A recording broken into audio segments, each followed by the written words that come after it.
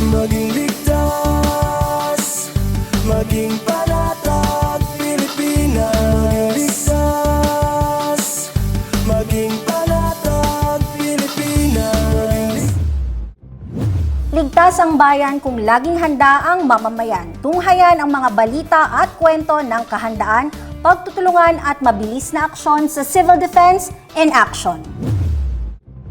Isang linggo nang bumuhos ang malakas na ulan sa Metro Manila na nagpalubog sa malaking bahagi ng Quezon City. Nitong Sabado, muling bumuhos ang malakas na ulan pero hindi tulad noong Quezon City deluge. Ngayon, lalakas titigil. Pero ilang residente at mga motorista sa National Road sa Muntinlupa City inabutan ng pag-ipon ng tubig. Hirap tumawid ang mga residente at motorista. Ang National Road ang daang papasok at palabas ng Metro Manila pero noong araw na yon, tila bawal dumaan dahil sa baha. May isa pang video na halos ginawang swimming pool ng mga batang munti ang National Road. Hindi alintana ang banta ng leptospirosis. Sinabi ng flood monitoring ng Muntinlupa City Government, hindi bababa sa 4 na lugar sa National Road ang may malalim na baha, kabilang ang tapat mismo ng Muntinlupa City Hall. Samantala, sa Maynila, ang ilang malalaking kalsada binaha rin. Hirap na magsakay at bumagal ang trapiko sa bahagi ng P. Burgos Street, habang sa Taft at UN Avenue, gutter deep ang baha. Pagdating sa Parañaque, nagmistulang ilog ang ilang bahagi ng A. Santos Avenue. Sa tala ng MMDA, inabot ng lampas gutter na baha ang bahagi nito sa may San Dionisio dahil sa pag-apaw ng Villanueva Creek. Nagpulong na ang MMDA, katuwang ang ilang ahensya at si UP Resilience Institute Executive Director Mahar Lagmay kung saan tinukoy nila ang flood-prone areas sa kabuuan ng Metro Manila. Kasabay ng naranasang pagbaha sa Barangay Quima sa munisipalidad ng Payao, Zamboanga del Sur, pinangunahan ng Office of Civil Defense Region 9 sa pamumuno ni Regional Director Attorney Ruel Halanes ang pamamahagi ng 125 hygiene kits sa mga apektadong pamilya. Ang mga tinatawag na essential supplies ay bahagi ng ongoing efforts ng pamahalaan at ng OCD para suportahan ang mga komunidad sa aftermath ng mga sakuna. Ito ay para matiyak ang mga tinatawag na basic hygiene and health needs para sa kasunod na recovery phase. Ang operations section ng OCD-9 ang namahagi ng hygiene kits para tiyakin ang resources ay maipamamahagi at maibibigay sa mga tao. Nagsagawa ng turnover ceremony para sa turnover sa koordinasyon ni Payao Municipal Mayor Joshua Carlo Mendoza. Kasama rin si Mayor Mendoza na nagbigay ng pasasalamat sa suporta ng OCD-9 para sa maagap na pagtulong at suporta sa munisipalidad. Sinabi ni Mendoza na magkatuwang ang OCD at lokal na pamahalaan na handang tumulong sa mga nabiktima ng sakuna. Habang dumalo rin si Efren Andujar, Municipal Disaster Risk Reduction and Management Officer ng Payao. Nagsagawa ng virtual meeting ang Regional Disaster Risk Reduction and Management Council sa pangunguna ng Office of Civil Defense Calabarzon at Department of Social Welfare and Development Field Office 4A upang masolusyonan ang kapakanan ng halos 2,000 pamilya o 7,000 residente ng mga lalawigan ng Rizal at Laguna dahil sa pagtaas ng lebel ng tubig sa lawa ng Laguna. Nakasilong ngayon ang mga pamilya sa 46 na evacuation centers sa mga apektadong lugar. Tinalakay ang agarang pamamahagi ng mga pangunahing pangangailangan tulad ng pagkain, non-food items at malinis na tubig, pagpapanatili ng sanitasyon at hygiene services. Gayon din ang pangangailangang maproteksyonan ang mga bata, matatanda at ang may mga kapansanan. Wala namang naiulat ang mga lokal na pamahalaan ng gender-based violence. Sinisiguro ring magpapatuloy ang edukasyon sa evacuation centers sa pamamagitan ng alternative learning systems. Patuloy din ang pangkabuhayan ng mga residente tulad ng pagsasaka, pangingisda at pamamasada. Pero ayon sa otoridad, malamang na hindi na makabalik ang ilan sa kanilang mga tinitirhan hanggang sa Marso sa susunod na taon.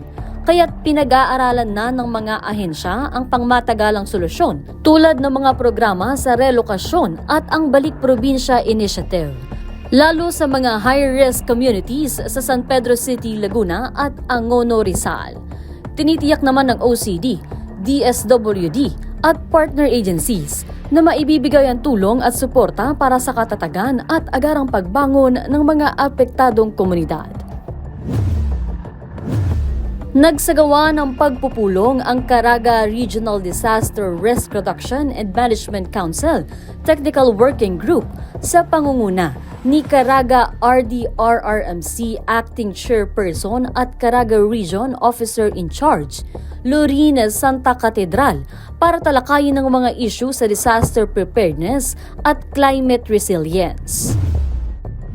Isa sa highlights ng pagpupulong ang presentasyon ni Engineer Datu Giorik Gavin ng Climate Change Commission ukol sa climate change adaptation at mitigation. Tinalakay din ang pag-amyenda sa RDRRMC Resolution No. 1 Series of 2015 ukol sa Disaster Capability Preparedness Assessment. Kasama sa mga update ang pagpapakalat ng NDRRMC Memo No. 4 Series of 2025 hinggil sa revised Pre-Disaster Risk Assessment Guidelines. Dito tinalakay din ang papel ng Caraga bilang second wave assisting region sa Harmonized National Contingency Plan for Earthquake. Inaprubahan din ang pagdaragdag sa Department of Information and Communications Technology at Department of Human Settlements and Urban Development bilang miyembro ng TWG at ang CCC bilang regular member ng Caraga RDRRMC. Bahagi pa rin ito ng patuloy na pagtalima ng konseho sa kanilang tungkulin para sa mas handa at mas ligtas na bagong Pilipinas. Bilang patuloy na pagpapalakas ng local disaster preparedness and response, nagsagawa ng Rapid Damage Assessment and Needs Analysis o RDANA Training of Trainers ang Office of Civil Defense Region 9 para sa lokal na pamahalaan ng Dipolog City. Idinaos ang 5-day training sa Chandler Suites, Pagadian City na pinangunahan ni Regional Director Attorney Ruel Halanes. Layon ng pagsasanay na palakasin ang kakayahan ng mga local responder at technical staff. Dinalahon ito ng 28 kalahok na sumailalim sa lecture, workshop, simulation exercises at reporting drills.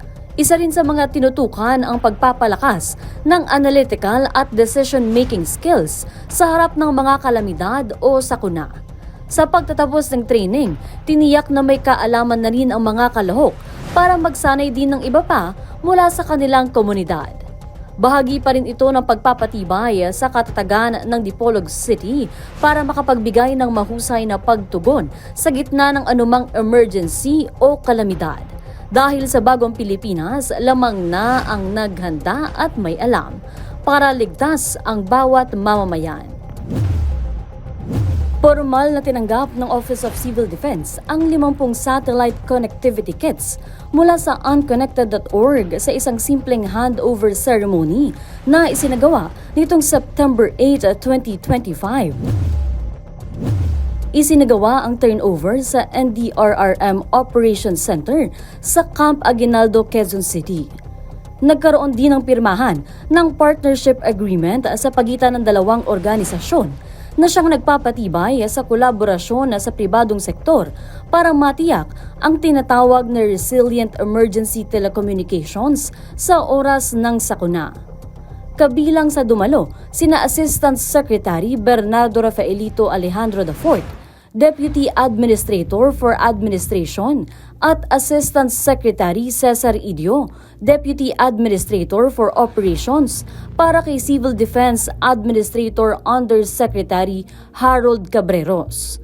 Ang unconnected.org ay nirepresenta ni Country Manager Benz Gerard Sevilla at Technology Manager Jessica Baris. Sa ilalim ng kasunduan, Ang OCD ay makatatanggap ng 50 satellite connectivity kits na siyang magagamit sa disaster operations. Kabilang dito ang terminals, accessories at priority subscriptions. Ito ay magiging preposition sa OCD Central at Regional Offices para matiyak ang rapid deployment sa mga apektadong lugar. Kabilang din ang activation support ng unconnected.org, training sa key personnel, accountability mechanisms at iba pang probisyon para matiyak na pasok ito sa batas ng bansa. Binigyang diin ni Assistant Secretary Alejandro na mahalaga ang tinatawag na life-saving role ng komunikasyon tuwing may sakuna. Laging tandaan, bawat segundo ay mahalaga. Ligtas ang bayan kung handa ang mamamayan, kaya't mainam na laging handa anuman ang ganap. Dahil sa bagong Pilipinas, walang maiiwan. Ako po si Danny Lagman at ito ang Civil Defense in Action. Maging ligtas